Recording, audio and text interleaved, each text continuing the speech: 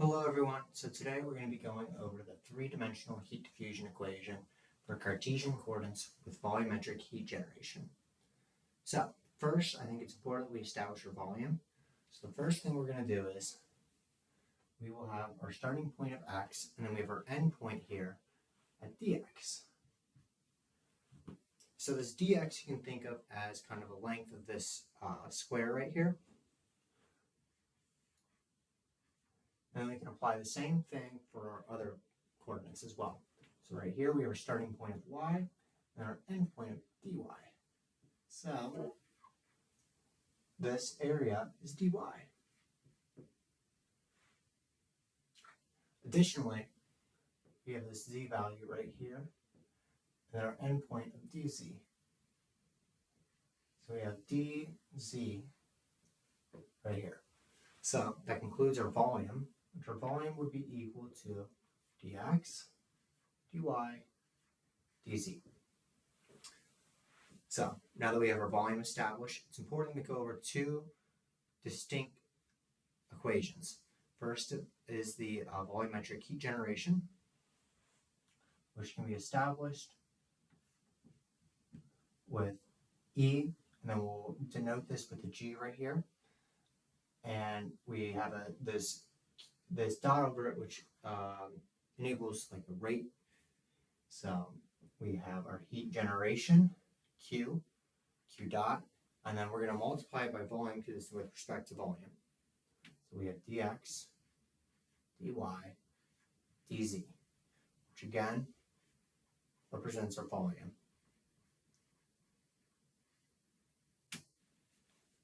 Our next equation will be energy rate per volume, which is denoted with,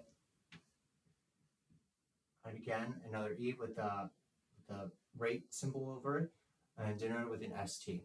So how can we get this? We first have our density, our heat capacity, and then our change in temperature with regard to time, or dt over t, or t over dt, excuse me. And then again, this is with respect to volume. So we're going to multiply it by our volume we already established earlier with this dx, dy, dz.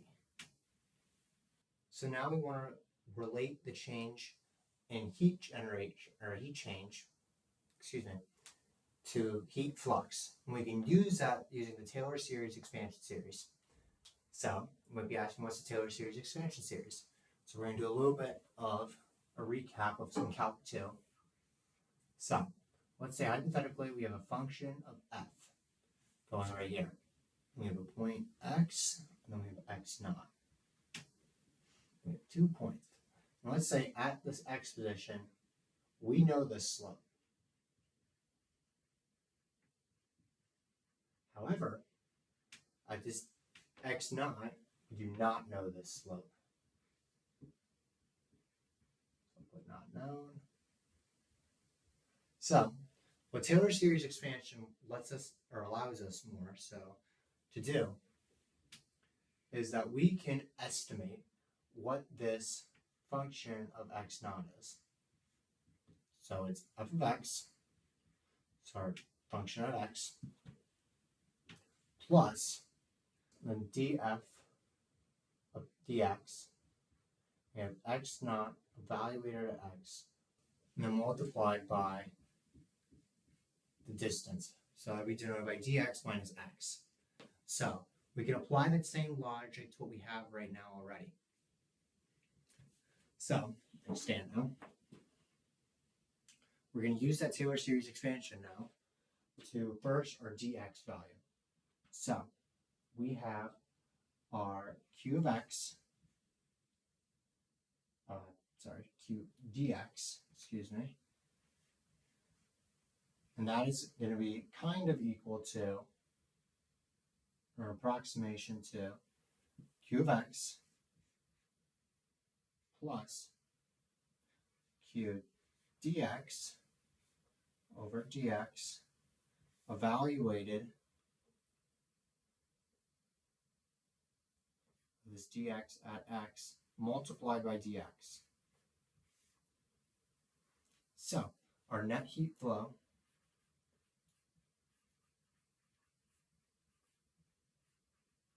at x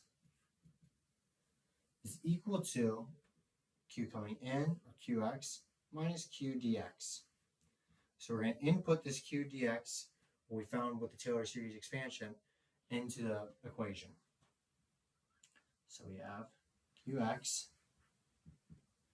minus Qx plus Q gx over dx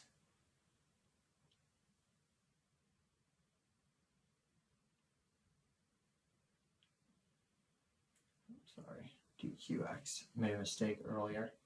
It's supposed to be q. Got the symbols mixed up there. dqx. Sorry about that. And then and that's evaluated at dx equals x multiplied by dx. So looking at these cancel out, leaving us with just dqx. Again, sorry about my mistake a little earlier. With dx evaluated at x times dx. So this can actually be simplified a little more to make it a little easier for us to use in the math later. You can simplify that to dqx over dx multiplied by dx.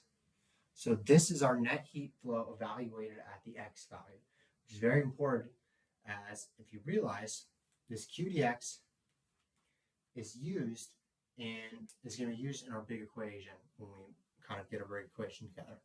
So going back to this, we need to evaluate now this at our y value and our z value. So we'll do that right now. Again, walking through still. So we have our q. The y value is roughly equal to qy plus dqy dy. Evaluated at dy equals y. Sorry again for my bad handwriting here.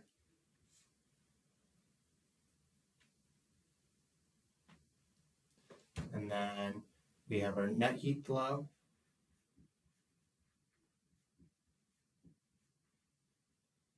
At y is equal to qx, qy, sorry, minus q dy. We're going to input that into that q dy that we already found right here. So we have qy minus qy plus dqy over dy. Dy evaluated at y times dy. These will cancel out, so that gives us, we'll simplify that, negative dqy over dy times dy. Last one. So I'll try to fit it in right here. I'll even draw a little box around it. I'm going to have to do some erasing here. It's a lot of content, small board. So we have our q dz is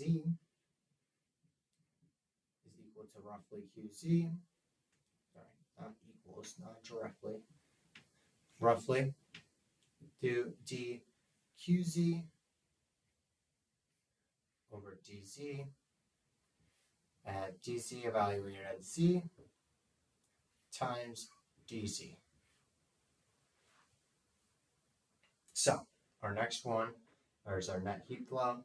I'm just going to write net NHF. We'll put a little z right there so we know which one it is. And that's going to be equal to qz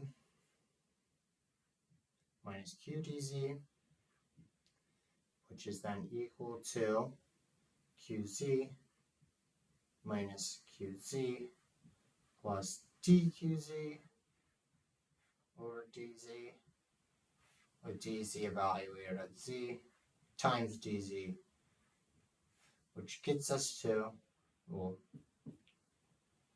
cancel those out, simplify that, dqz over dz times dz.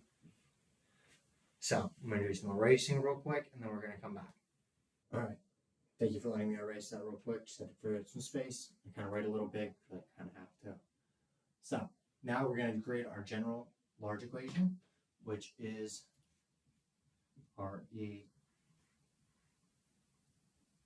GST is equal to our net heat flow of X plus our net heat flow of Y, and then our net heat flow of Z, and then our energy generation with respect to volume. So, a key part of this is we have this Qx value. So, we want to relate that back to Fourier's law, as that is what Fourier's law is. It's a, as it is conductive heat flow.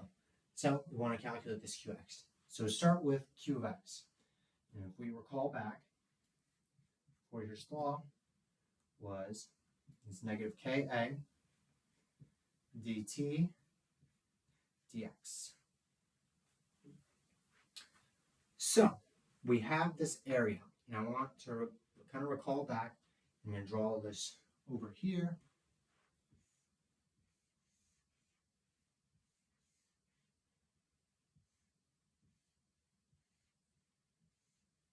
So we have our dx, our dy, and then our dz.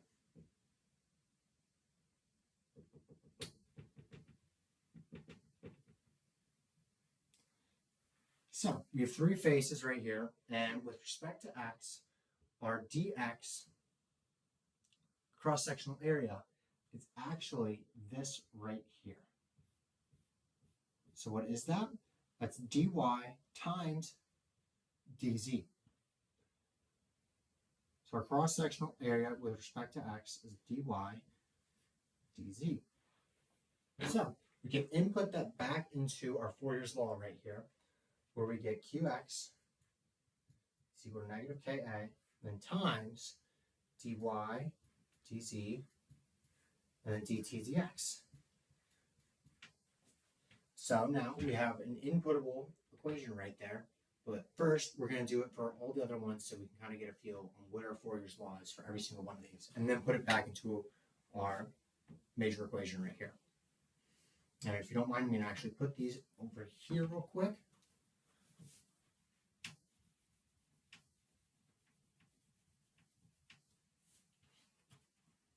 As this first Fourier's law is Q of x, negative K, dy dz, and dt dx.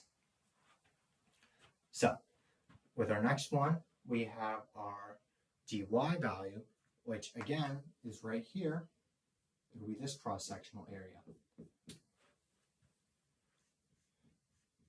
which is dx dz.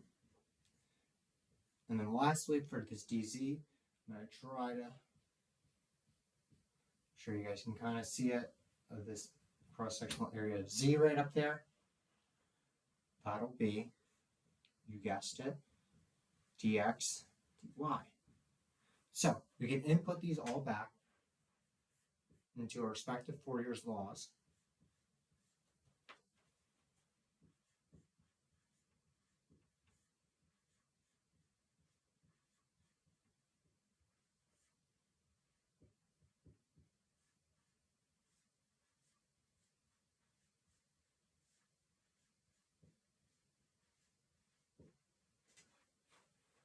Where we can now put these back into these net heat flows into our major large equation. So let's expand this out.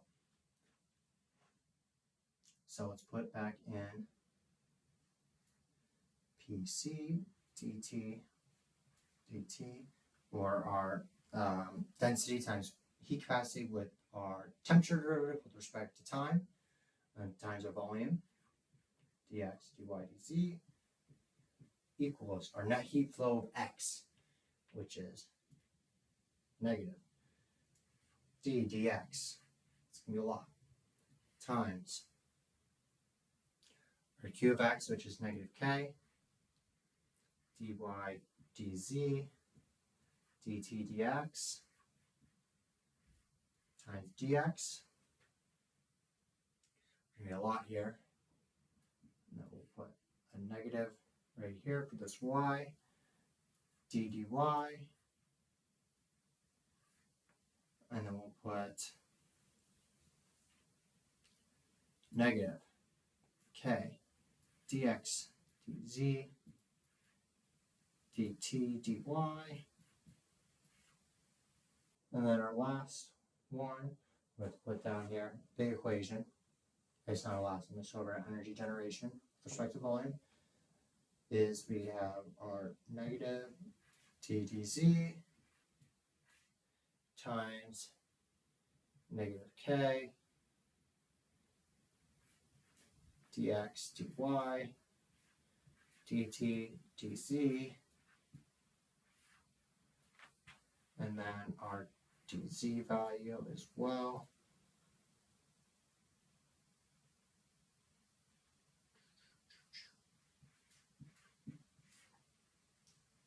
And lastly, our energy generation, dy dz dx. So we want to simplify this because this is a lot going on here, right? So if you guys notice something about this, is that there is actually a volume in all of these. So you can actually just straight up cancel that out to make this a lot smoother. Then additionally, we have a lot of these double negatives, so we can kind of just get rid of these. Make these all nice. So let us make this a little nicer.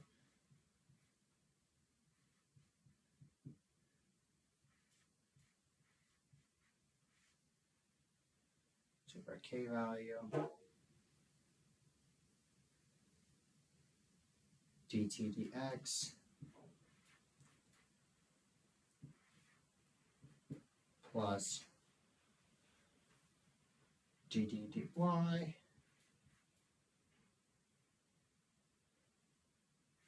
plus our k value, dt dy plus dd dz, k value, dt dz, and then our energy generation. So it's a lot cleaner, but we can do even more. So if you guys recall back to our first unit,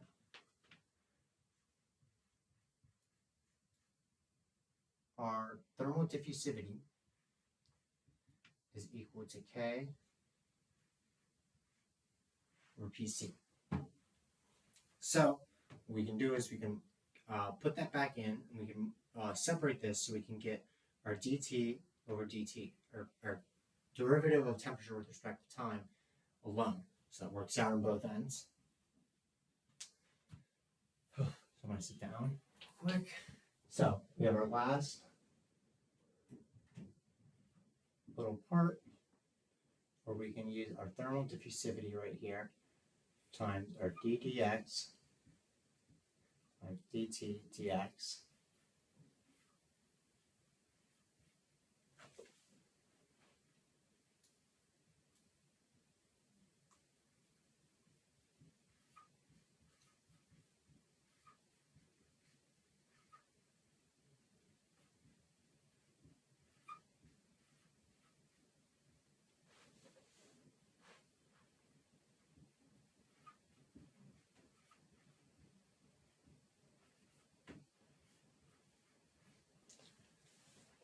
So if you notice something, here, these can all just be made into the second derivative. So the final equation is this dt value, this temperature derivative with respect to time, times our thermal diffusivity with our second derivative of x, second derivative of temperature with respect to y, our second derivative, temperature with respect to Z. And then all of that plus our heat generation over our heat capacity times our density. So this right here is our final equation for a three-dimensional heat diffusion equation for Cartesian coordinates with volumetric heat generation. Right there and there. Heat diffusion over 3D. So thank you very much for joining in. Hello everyone. So today we're going to be going over the one-dimensional heat diffusion with heat generation where one side's insulated, and then derive an expression for the temperature profile and sketch it. And then we're going to explain physically why the magnitude of the temperature gradient increases further from the insulated side. All right, so first and foremost, we're going to go over and recall the last equation that we just got from our last video, where we have, so I'm kind of reaching up high, dt, the temperature gradient with respect to temperature, or with respect to time, excuse me, and our thermal diffusivity. And I'm actually going to stand real quick just to write this. It's kind of hard. dt, our second derivative of temperature with respect to all three of our positions.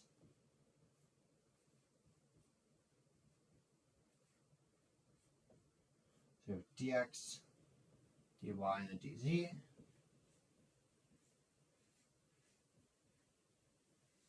And then plus, I'm going to make sure to have that heat generation. So you have that Q value divided by our density and heat capacity.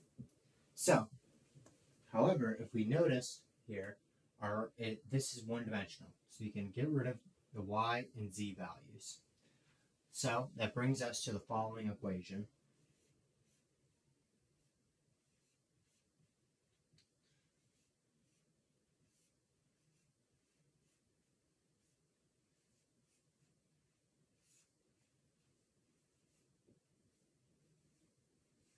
So this is our equation that we got just from including our heat generation, and then we are only one-dimensional. And then we have our thermal diffusivity, and then our temperature gradient with respect to time. So what does this problem kind of look like? Well, we've kind of looked over it a little bit. Draw these in a different color. Put it over here. So we have, it is one-dimensional, so just on a plane. And then we have our insulation on one side, which is very important. We have to keep that in mind.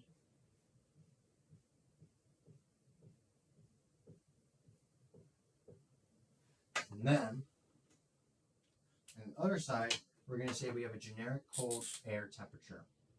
We're going to say it's going up. So we'll just put low temp.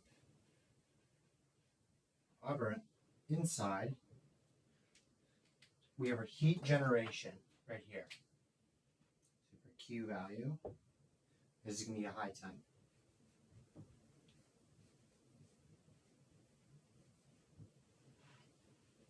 So this is kind of what our problem looks like right here. So actually, about this is that we will have this Q value. I'll actually get to that in a little bit. So to relate these two to each other, this problem right here, in this situation, we got to use Fourier's law. So Fourier's law, we recall back, we have negative Q is equal to negative Ka, and then our temperature gradient with respect to position. So you may be asking yourself, why is this negative Q? Why is this Q negative? Well, the reason for that is I was just getting into, I jumped the gun a little bit, is that this is actually going the opposite way. As because we have this x value is at 0 and x is equal to L, the length right here. So the lesser the length, it is going the opposite way as length increases. So this heat generation is moving negatively. So now that we have that established, we have that negative. And so we want to multiply this by the volume. So what is the volume?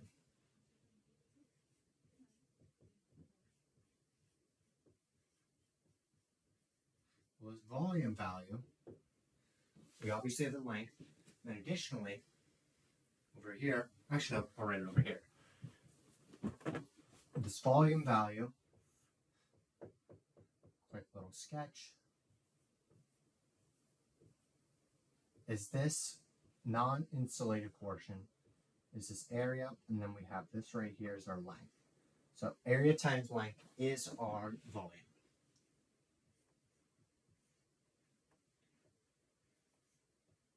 So rewriting that.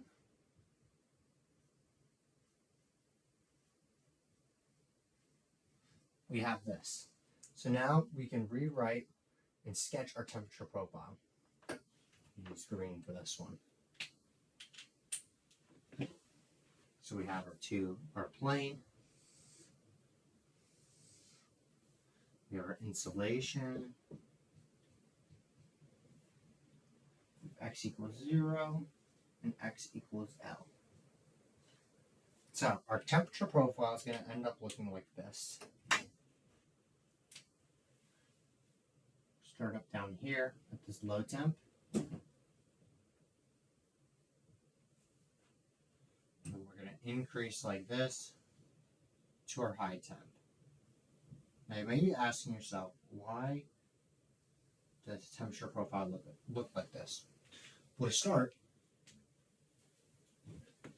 we have insulation on this side. So there's no heat transfer by conduction or convection on that side because of that insulation.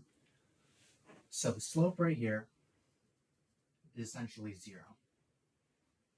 However, on this side, if you notice, the slope is very, very, very drastic. You may be asking yourself, why is that?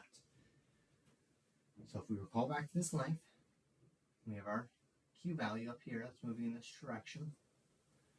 We look over here, in negative Ka, our length is very small. However, this Q value is very high. So something has to make up the difference in between these two. Because our length is small and our K value is small, or our K value doesn't change, excuse me, our length is small, something has to make up on this end because these are set equal to each other. So this dt dx ends up being very large, and as the length increases, the dt dx value, or that temperature gradient with respect to position, kind of staggers out, and the slope doesn't become as drastic anymore, to not make up as much of a difference in that equation. So that is our temperature profile and our expression for this. Move out of the way to get a little full picture. There you go. Thank you so much. Hello everyone. So today we're going to be simplifying our heat diffusion equation, our three-dimensional heat diffusion equation that we already derived in our first part, into a steady state two-dimensional heat diffusion equation with no heat generation. Then we're going to apply finite differencing and derive an expression for the relationship in temperature between adjacent nodes. So first, let's recall our three-dimensional heat equation, which is our derivative of temperature with respect to time equals our thermal diffusivity. And then we have our three distinct positions, our second derivatives, with respect to x, with respect to y, and then with respect to z. And then lastly, we have our heat generation. So this problem states that it's two-dimensional. So first we're going to get rid of this z value. And then it's steady state, which basically means one side is 0. So equals 0. And then we have no heat generation as well. So our equation is like so.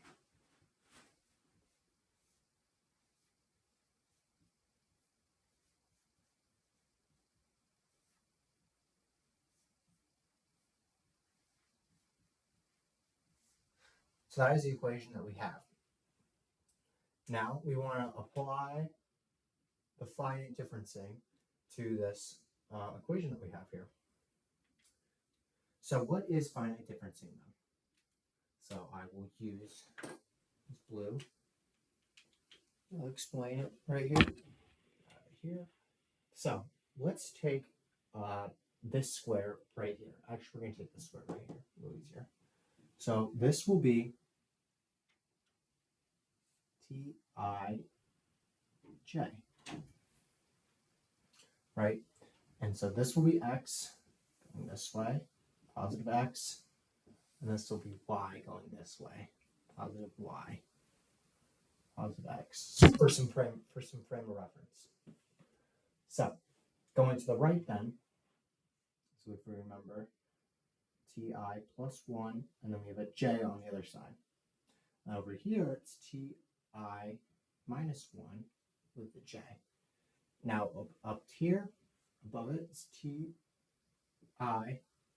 j plus 1, Ti j minus 1. So we have heat coming in from all sides. We have heat coming in from the bottom. Then we have heat leaving. We have heat leaving here, and then heat coming in. From each side, we have heat leaving and entering. So to apply this finite differencing, we have to first set what these things are equal to. So I'm going to stand up now. So this T value is equal to n delta T, change in time. Our x value, as I kind of explained before, but I probably should give a formal explanation, is I delta x, and our y is j delta y. So using finite differencing, we're going to try to be able to find our change in temperature at a specific time. And using that, we're going to have to try to bring our temperature gradient here back into the equation. So to apply this finite differencing, we're first going to bring that back in, which is temperature at any time n plus 1, then subscripted with an I and j, minus temperature at any time n I j, and this is all over delta T. Now, this is equal to, use a different color, to the movement of heat in the x direction. So I'll use green to represent that x value. So we have our first one of I plus 1 j. It's moving to the right away from temperature ij or our starting point. So because it's a second derivative, it's going to be a lot to kind of get in here. T I plus 1 j subscripted with n minus temperature n I j. This is all over delta x. So now we have our other side, which is our temperature going in. So the temperature Ti minus 1j going to Ti to our starting point of Tij. So again, temperature n, temperature Ij minus temperature I minus 1j all over delta x. And then again, this is the second derivative, so it's going to be over delta x. Now we have our other side of the equation, which is our heat movement in terms of the y direction. So we have Tij plus 1, and the heat's coming from this to that, from our starting point. Sorry, I should be more specific. So I'm going to put it down here. This is going to be plus, because from our original equation, you're getting plus right here. So we have our temperature, I, and then J plus 1, minus temperature, I, J. Again, you subtract by the N. And then all over delta Y now, because we're moving in that Y direction.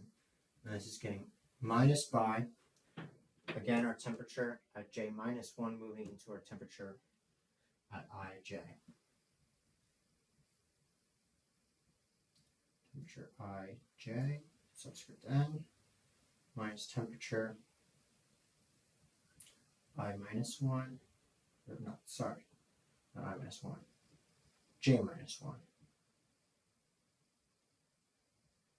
over delta Y. And again, the second derivative, so this is all over delta Y again. Additionally, I almost forgot about it. We cannot forget our thermal diffusivity.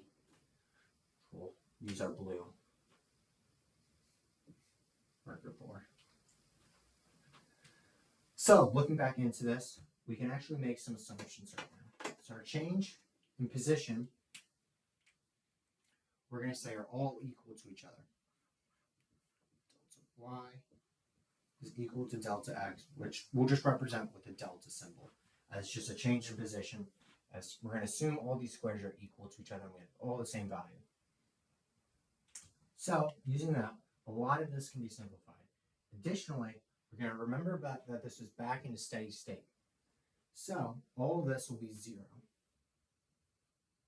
So let's write our new equation now with our new given inputs. And also, I should probably mention, so we don't get confused, is that I'm going to multiply all these together to put them all in the denominator, so it's much easier to understand. So we have 0 is equal to Ti plus 1 J minus Ti J minus Ti J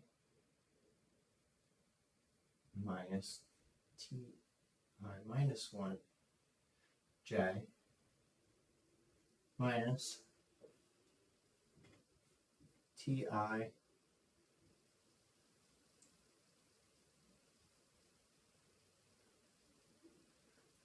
plus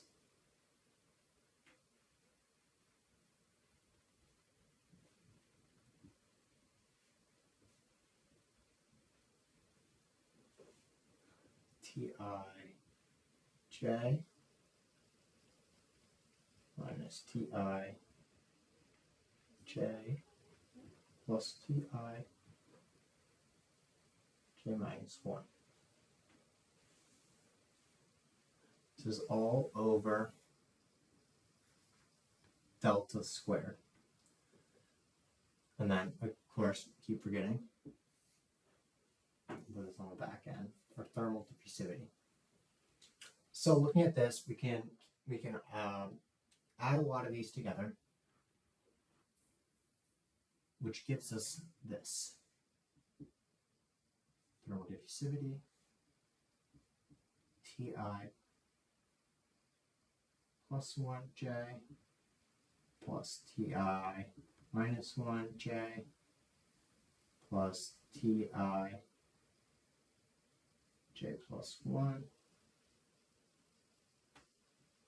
plus Ti J minus 1 and minus 4 Ti J, again all over that delta squared.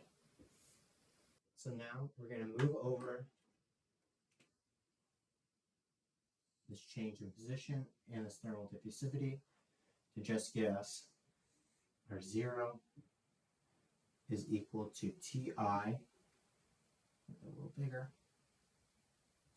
Ti plus 1 j plus ti minus 1 j plus ti j plus 1 plus ti j minus 1 minus 4 ti j. So we can put that over to the other side and then divide by 4 to get us our temperature of the initial, which is really just kind of funny because it's really just an average if you think about it. We have ti plus 1 j plus ti minus 1 j plus ti j plus 1 ti j minus 1. This is all over 4. So looking back at it, if we look back at our original point right here, is we have all 4 of these getting added together and then dividing by 4. So this is our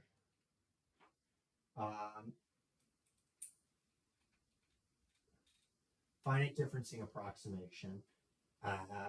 Temperature at that specific location is this value right here. Thank you very much. Hello everyone. So today we're going to be working on a temperature profile in a 2D sense in a rectangle, specifically in a steady state temperature profile conditions, and we'll have it add up together iteratively so that way we can really see how the heat disperses in this 2D sense in a rectangle. So first I wanted to define some terms that we're going to be using here and our equation as well. So if you look behind me, if we can recall what the equation that we just derived, I don't know if it's focusing or not. Hopefully it is. Maybe if I get out of the camera angle. No, not really. But so we have a temperature of a cell is equal to temperature of the right plus temperature of the left plus temperature of the bottom plus temperature at the top. And then that's all divided by 4. So it's a rather simple calculation, but we're still going to define it and how it looks like. So first, we have temperature of the right, temperature of the left, temperature of the bottom, and temperature of the top. So our temperature of the right, if I remember correctly, is 200. Excuse me. The left is 100, not 1900. Temperature of the bottom is 310, and then 250 for the temperature of the top. So now let's define these using formulas. Create from selection, left column. So we'll start at 5. We'll pull this down. We'll get it down to 25.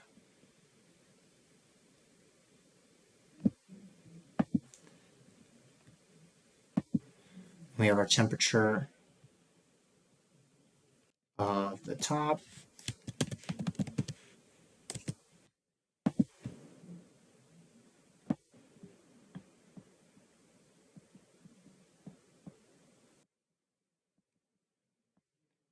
Put 10 out. Then we have temperature of the right. We get 200.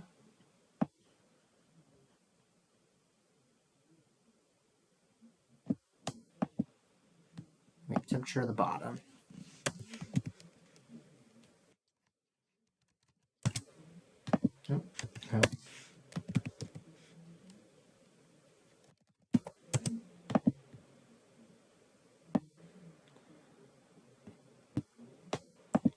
So now let's input our equation. So we have, put this all in quotations, temperature to the left plus temperature to the right, or temperature to the bottom, the top, temperature to the right plus temperature to the bottom, and divided by 4. And then do I already have the itineraries turned on?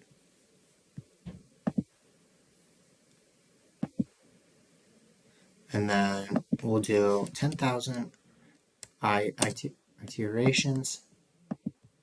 So hopefully this will look correct here. There we go. Okay, I think that's, and then we're gonna drag this over.